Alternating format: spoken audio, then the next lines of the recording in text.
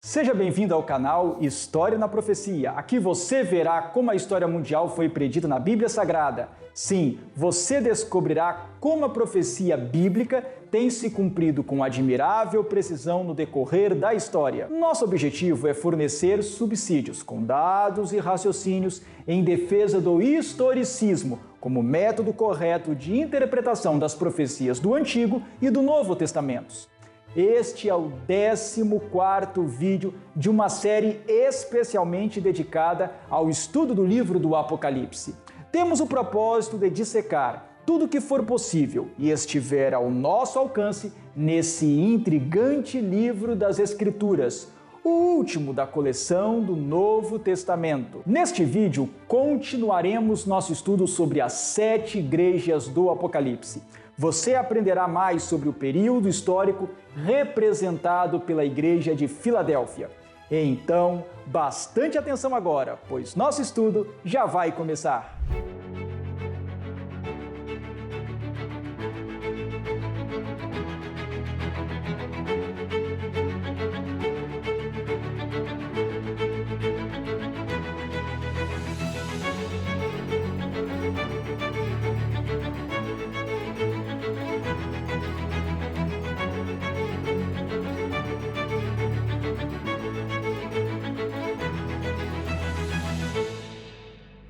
Até agora, estudamos sobre 5 das 7 igrejas do Apocalipse.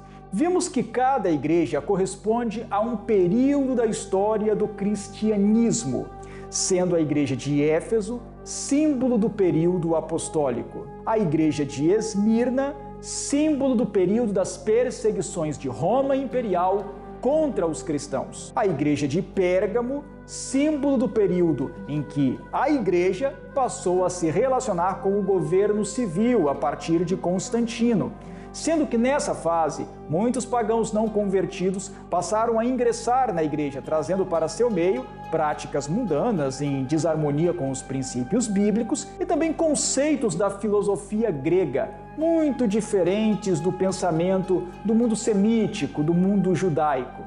A igreja de Tiatira, símbolo do cristianismo em sua fase medieval, quando o cristianismo quase se paganizou de vez, como influência adicional da cultura germânica. E a igreja de Sardes, que representa a fase imediatamente seguinte ao grande movimento da Reforma Protestante. Feita essa revisão, podemos avançar para o estudo da carta à igreja de Filadélfia.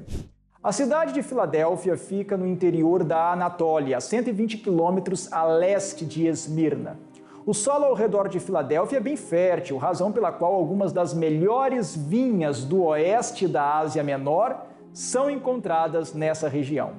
A cidade foi fundada no reinado de Átalo II Filadelfo, rei de Pérgamo, e recebeu o nome de Filadélfia, que quer dizer amor fraternal, como sinal da lealdade de Átalo II a seu irmão mais velho, Eumenes II, que o havia precedido no trono do reino.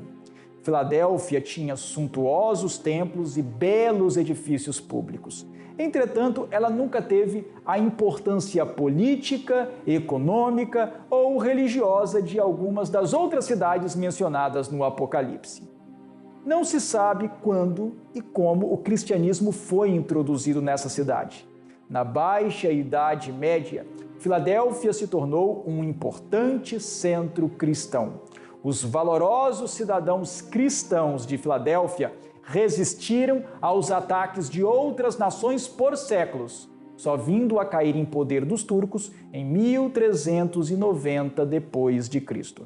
Assim como em Esmirna, ao final da Primeira Guerra Mundial, a maioria da população de Filadélfia ainda era cristã. Mas isso mudou a partir de 1923, quando a população cristã foi expulsa da cidade pelos turcos. Da antiga cidade de Filadélfia, quase nada restou. Apenas algumas ruínas de construções não identificadas.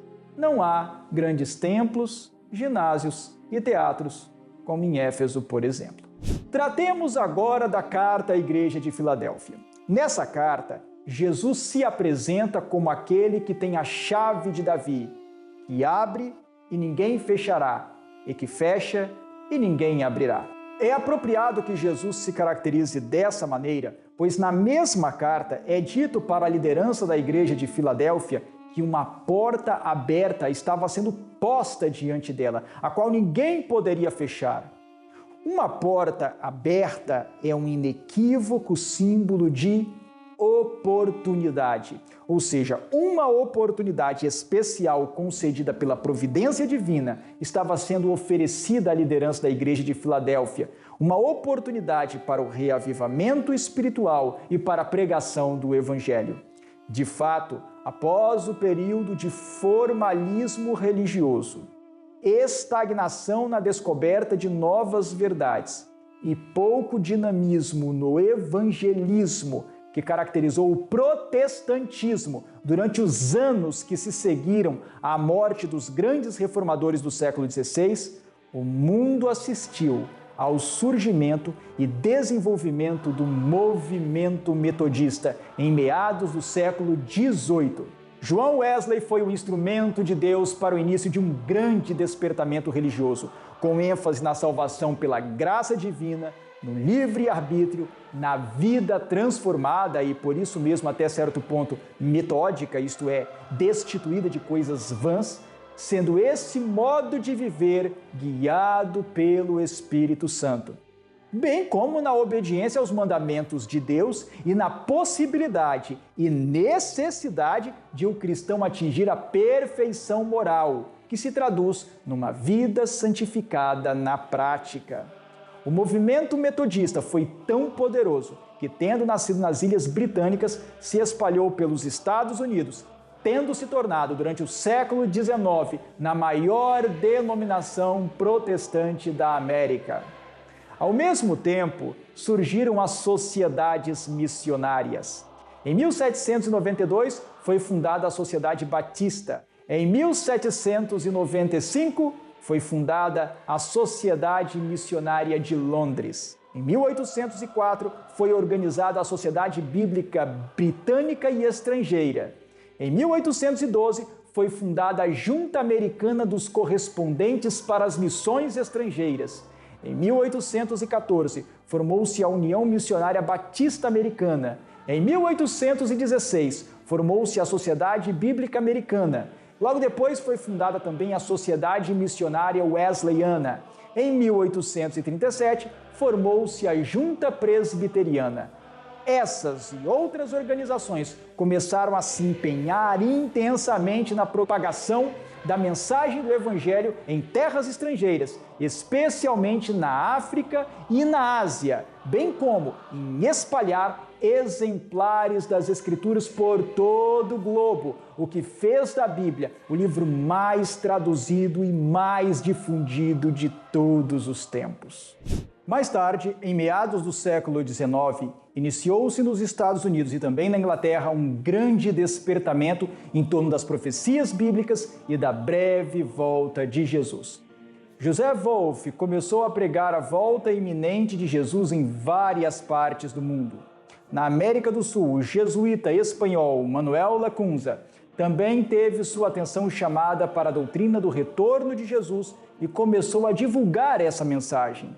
O mesmo ensino foi promovido pelo pastor luterano Ben Hill. Gaussen espalhou as alegres novas da proximidade do retorno de Cristo na França e na Suíça, mas foi com William Miller, ou Guilherme Miller, nos Estados Unidos, que a expectativa da segunda vinda iminente de Jesus ganhou mais força. Guilherme Miller tinha nascido num lar cristão, mas depois se tornara um deísta, até ter descoberto, pelo estudo das Escrituras, a maravilhosa mensagem da salvação em Cristo e também de seu breve retorno. Miller se dedicou ao estudo das Escrituras, especialmente de suas profecias, lançando mão de um método muito simples, fazer da própria Bíblia seu intérprete, de modo que as passagens mais difíceis fossem explicadas pelas mais fáceis. Ao estudar as profecias, em particular as de Daniel e Apocalipse, Guilherme Miller descobriu o período das 2300 tardes e manhãs em Daniel capítulo 8, versículo 14, que apontava para algum momento próximo ao ano de 1844, como tempo do juízo e da purificação final. Miller sentiu-se alegre com a ideia de que o fim de todas as coisas estava próximo, mas também ficou apreensivo, pois sentiu ser seu dever proclamar essa mensagem ao mundo, alertando quem conseguisse da breve volta de Jesus, que ele equivocadamente pensou que ocorreria perto de 1844. Após resistir bastante, Miller se convenceu de seu dever e em 1831 começou a pregar a mensagem da breve volta de Jesus. Até 1839, sua pregação ficou restrita às cidades pequenas e ao meio rural do leste dos Estados Unidos. Mas a partir de 1840, com a ajuda de Joshua Himes, ou Josué Himes, Miller começou a pregar nas grandes cidades, fazendo ganhar corpo o grande movimento do Segundo Advento. Esse movimento produziu um grande e profundo reavivamento espiritual nas igrejas protestantes americanas. Miller não tinha o propósito de fazer com que as pessoas saíssem de suas denominações, mas sim que dentro delas buscassem aquela preparação espiritual necessária para estarem preparados para receber a Jesus assim que ele voltasse. No ano de 1844, então, o movimento atingiu o clímax e ápice de seu fervor e desenvolvimento. A mensagem da breve volta de Jesus foi proclamada por todos os Estados Unidos e também em outras partes do mundo por meio da obra de publicações. Mas também em 1844, as igrejas protestantes dos Estados Unidos começaram a se posicionar contrariamente à mensagem da proximidade da segunda vinda de Cristo. E muitos daqueles que estavam ligados ao movimento foram excluídos de suas congregações. Isso gerou muita angústia e tristeza nos crentes do Advento, popularmente chamados de mileritas. Mas Jesus já tinha destinado uma mensagem de conforto e animação para esses seus fiéis seguidores. Na carta à igreja de Filadélfia, Jesus diz que conhece suas obras, que sabe que ela tem pouca força, mas que a despeito disso, ela não tinha negado a sua palavra nem o seu nome. E acerca da forte oposição sofrida pelos fiéis desse período, Jesus declara: eis que farei que alguns dos que são da sinagoga de Satanás, desses que a si mesmos se declaram judeus e não são, mas mentem, eis que os farei vir e prostrar-se aos teus pés e conhecer que eu te amei. Que mensagem tocante! Ela mostra como Jesus sofre com os que sofrem. Ele está atento às nossas angústias, especialmente aquelas experimentadas por amor à sua mensagem. Embora Guilherme Miller tivesse se equivocado quanto ao evento predito para o término das 2300 tardes e manhãs, seu método de interpretação das profecias, fazendo da própria Bíblia seu intérprete, era correto. Igualmente correta era sua ênfase na breve volta de Jesus, pois ela não somente é apresentada na Bíblia, como também é indicada pelo cumprimento de uma cadeia de profecias. Ao rejeitar essa mensagem, as igrejas protestantes afastaram de si uma luz que poderia ter lhes beneficiado grandemente e evitado que se perdessem na confusão conceitual que se vê hoje. Quando o grande movimento de Guilherme Miller se fragmentou após a frustração experimentada em 1844, um pequeno grupo de crentes passou a pesquisar mais intensamente as Escrituras para descobrir no que tinham se equivocado. Ao estudarem a Bíblia, não somente entenderam o motivo de seu desapontamento, como também redescobriram uma série de importantíssimas verdades que tinham sido obscurecidas no decorrer da história. Jesus não veio na década de 1840, mas a própria carta ao anjo da igreja de Filadélfia já trazia de maneira codificada uma indicação de que o tempo avançaria para além de 1844. É que o povo de Deus, no tempo do fim, há de passar pelo tempo de angústia, ao passo que aos cristãos de Filadélfia é dito: porque guardaste a palavra da minha perseverança, também eu te guardarei da hora da provação que há de vir sobre o mundo inteiro, para experimentar os que habitam sobre a terra. A despeito disso, o senso da volta de Cristo devia permanecer vivo para os cristãos daquele período, pois Jesus lhes diz: venho sem demora, conserva o que tens, para que ninguém tome a tua coroa. Ainda que os cristãos do grande despertamento do advento do século XIX não estivessem vivos quando Jesus aparecesse no céu, não deveriam ser estimulados a dizer, como o servo mau da parábola dos 2 servos contada por Cristo, o qual dizia para si mesmo: meu Senhor tarde virá. Entretanto, esse foi o sentimento que tomou conta do ministério das denominações protestantes, que se opuseram à mensagem de Miller e de seus apoiadores. Ainda tratando da carta ao anjo da igreja de Filadélfia, há uma informação nela que é de grande importância na compreensão da obra de Cristo e do próprio livro do Apocalipse. Trata-se da referência à porta aberta em Apocalipse capítulo 3, versículo 8. Essa expressão remete ao tema das portas no Apocalipse. Trataremos mais aprofundadamente desse assunto em vídeos futuros, mas convém que alguma coisa já seja dita aqui. Em Apocalipse capítulo 4, versículo 1, João vê uma porta aberta no céu.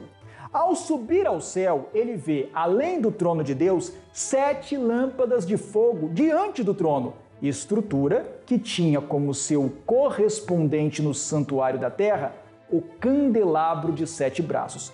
Portanto, a cena que João descreve em Apocalipse capítulo 4 está ambientada no lugar santo do santuário do céu.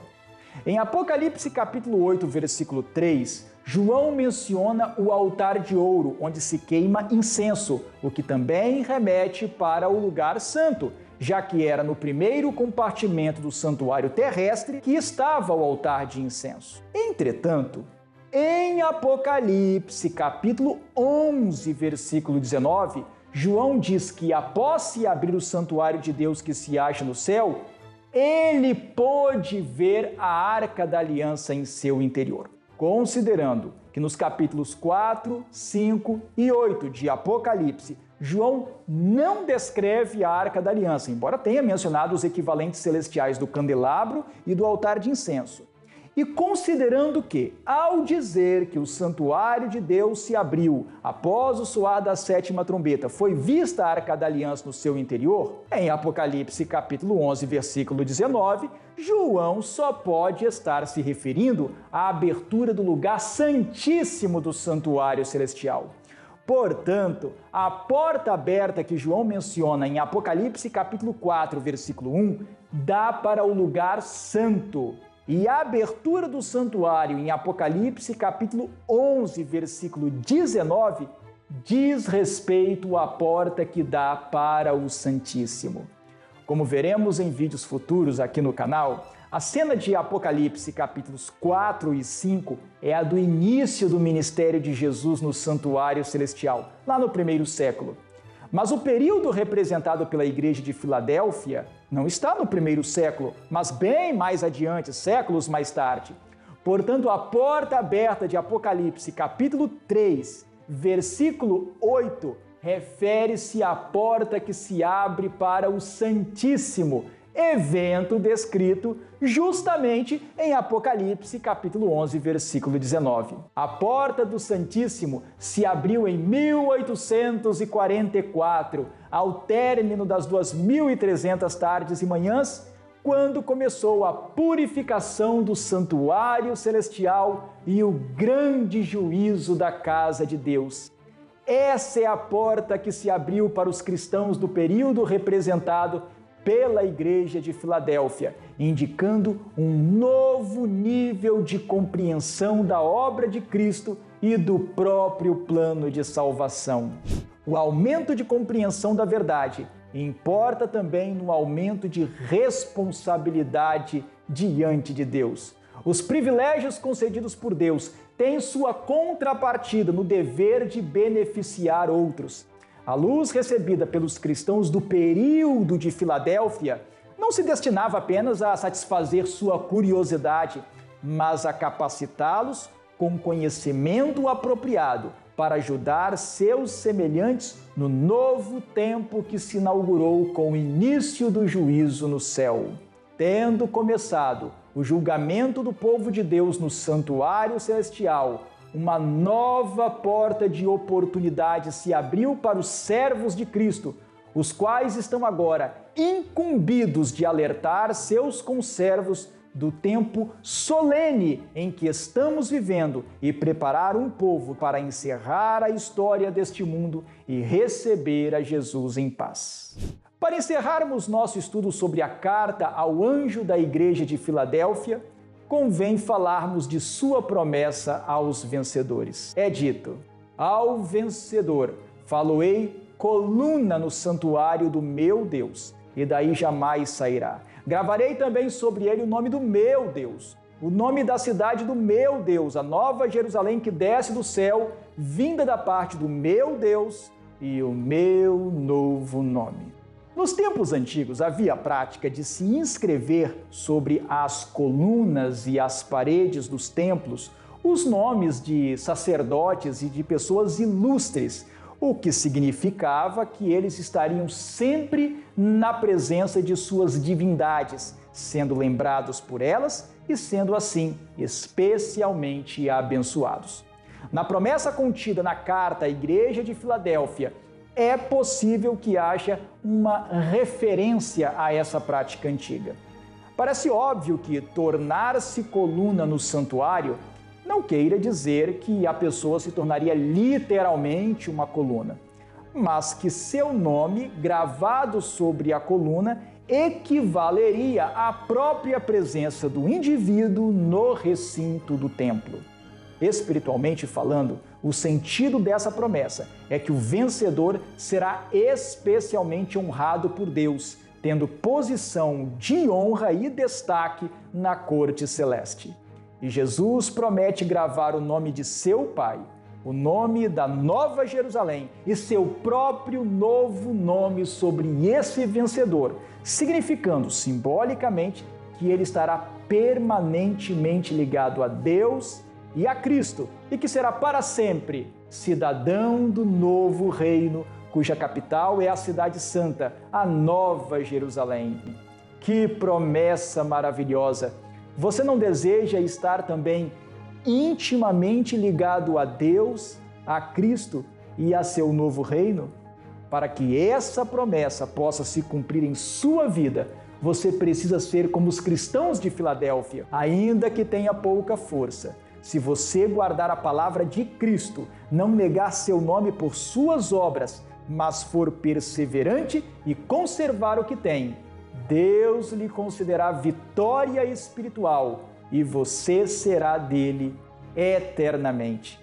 Vale a pena ser perseverante por amor a Cristo. Vale a pena aproveitar a porta aberta que Ele coloca diante de mim e de você. Aproveite essa oportunidade enquanto a porta está aberta. O tempo é hoje, não deixe para amanhã. Chegará o tempo em que a porta do lugar santíssimo do santuário celestial se fechará e ninguém mais poderá fazer nada por sua própria salvação.